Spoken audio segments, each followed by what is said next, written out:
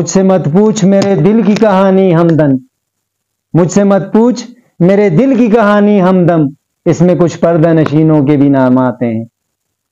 عطا اللہ بھائی تھے، فوجی بھائی تھے، کسی نے آپ کو کہا ہے یاسین پہ ہاتھ رکھو، کسی نے کہا ہے حساب دو، آپ نے خود ہی حساب دیا، یاسین پہ ہاتھ رکھا۔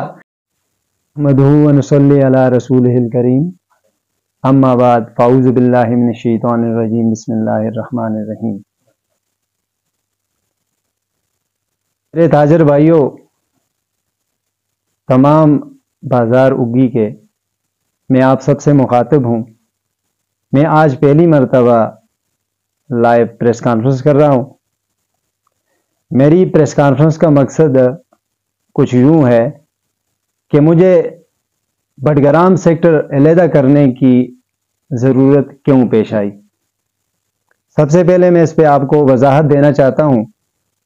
آج سے 3 سال قبل ہمارے جو سابقہ جو صدر تھے جناب سربلند بھائی، وہ ہمارے پاس آئے۔ انہوں نے ایک ریکویسٹ کی کہ بھائی ہم چوکیدارہ جو ہے وہ 150 روپے کرنا چاہتے ہیں۔ تو اس وقت چوکیدارہ جو تھا وہ 100 روپے تھا، اور ہم 2 چوکیدار جو ہیں بٹگرام سیکٹر میں رکھنا چاہتے ہیں۔ تو صدر صاحب جو تھے انہوں نے ہمیں یہ گزارش کی، تو ہم لوگوں نے اس میں ایک میٹنگ بلوائی سنگر پلازا کے اوپر، جس میں ہمارے جو بٹگرام سیکٹر کے بزرگ تھے وہ اس میٹنگ میں آئے۔ ان میں چند لوگوں کے نام آپ کے سامنے پیش کروں گا۔ بات وہ کروں گا جو دلیل کے ساتھ ہو اور ثبوت کے ساتھ ہو،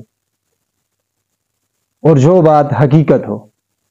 اس میں جو سب سے پہلا نام آتا ہے وہ الطاف بھائی جو ہیں، اوپر غلے کی دکان ہے، وہ ہمارے بازار کے بزرگ تھے۔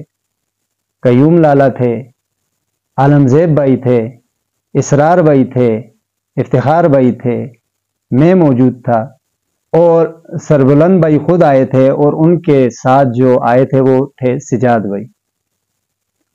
تو سربلند بھائی نے جو اپنی جو بات رکھی کہ 150 روپے کرنا ہے، اور چوکیدار ہم لوگ 2 رکھیں گے، تو ہم لوگوں نے کہا ٹھیک ہے۔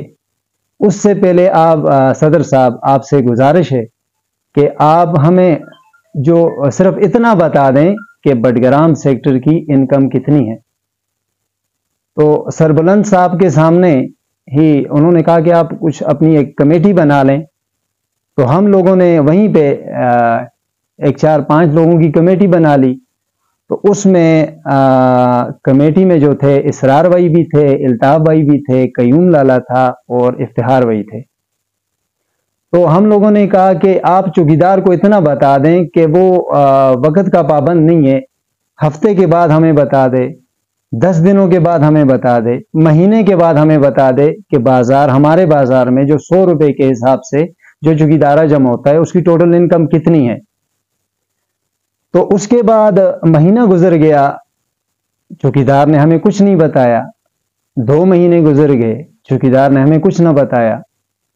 صدر صاحب کو بھی ہم نے وقتاً فوقتاً انفارم کیا کہ صدر صاحب، آپ کے ساتھ ہماری کمٹمنٹ ہوئی تھی کہ جو چوکیدار ہے وہ ہمیں اس بارے میں وضاحت دے کہ بازار ہمارے سیکٹر کے اندر کتنا چوکیدارہ جمع ہوتا ہے۔ تو اس کے بعد صدر صاحب جو ہیں انہوں نے ایک بندے کو ریکویسٹ کی، تو وہ ہمارے پاس آئے کہ آپ یار چوکیدارہ 150 کر دیں۔ ہم لوگوں نے 150 روپے چوکیدارہ دینا شروع کر دیا۔ تو صدر صاحب نے جو ہمیں زبان دی تھی کہ ہم چوکیدار 2 رکھیں گے، میں خدا کو گواہ بنا کے کہتا ہوں کہ 3 سال گزر گئے ہیں اور آج تک وہ چوکیدار ایک ہی رہا۔ ہم لوگوں نے، آپ کسی بٹگرام سیکٹر میں کسی دکاندار سے پوچھ لیں، ہم لوگوں نے دوسرا چوکیدار نہیں دیکھا۔ تو بھائیوں، صدر صاحب نے جب بازار کی اس سے استعفیٰ دیا، اس کے بعد ہم لوگوں نے اپنا سیکٹر علیحدہ کر دیا۔ تو صدر صاحب کے لیے تو ہم لوگوں نے آج تک کچھ اس طرح کے الفاظ نہیں بولے، کیونکہ ہماری تربیت ایسی ہے کہ ہم اپنے سے بڑے پہ اس طرح بات نہیں کرتے۔ تو جب ہم لوگوں نے سیکٹر علیحدہ کیا تو اس کے بعد ایک سربلند بھائی، کیونکہ وہ صدر نہیں تھے، وہ ایک عام دکاندار تھے، انہوں نے ہمارے سیکٹر میں آئے اور انہوں نے ایک تماشا لگایا. شروع ہوئے اوپر ایف سی گیٹ سے لے کے لوگوں سے پوچھتے گئے کہ یہ سیکٹر بنا ہے یا نہیں بنا. تو لوگوں نے اس کی وضاحت دے دی کہ بھائی ہم لوگوں نے تو اپنا صدر چن لیا ہے. تو یہ نیچے کٹھڑا جس کو بولتے ہیں بوستان لالہ مرحوم کی جو کٹھڑا ہے، وہاں پہ صدر صاحب نے چند لوگوں کو جمع کیا اور وہاں پہ اس نے کچھ ہمیں برے الفاظ سے پکارا، جس میں ہمیں شرپسند کہا گیا. لیکن ہماری تربیت ایسی ہے کہ پھر بھی ہم چپ رہے. تو دوسرے دن جن دکانداروں نے صدر صاحب کے ساتھ کھڑے ہوئے تھے، دوسرے دن انہی دکانداروں نے میری حمایت کی اور یہ کہا کہ ہم آپ کو مالے ڈالتے ہیں. تو میں نے سربلند بھائی آپ کی وہاں پہ بھی عزت رکھی. اگر میں اس دن اپنے گلے میں انہی دکانداروں سے مالے ڈالتا تو آپ کی عزت میں فرق آتا. سربلند بھائی، وہ لوگ کہتے ہیں نا کہ بندوق سے نکلی ہوئی گولی اور منہ سے نکلے ہوئے الفاظ یہ کبھی واپس نہیں آتے.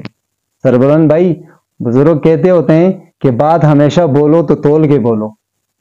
سربلند بھائی، اس کے بعد چونکہ اکتوبر کا مہینہ تھا تو وہ چوکیدارہ جو تھا وہ نگراں سیٹ اپ کے حساب پہ جاتا تھا. تو جب نومبر کے مہینے کا جو چوکیدارہ سٹارٹ ہوا تو ہم لوگ سابقہ ابھی جو موجودہ صدر ہیں نگراں صدر ڈاکٹر نیاز صاحب، ان کے پاس گئے.